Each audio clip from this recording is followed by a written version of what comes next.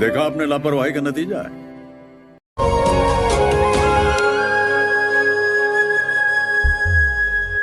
कोई पूछे मेरे दिल से कैसे ये जहर पिया है, मरना किसको कहते हैं, जीते जी ये जान लिया।